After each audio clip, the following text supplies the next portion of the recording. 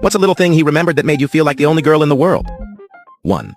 I once told him I hated the sound of spoons scraping against bowls. It reminded me of my parents arguing at breakfast. I mentioned it once, casually.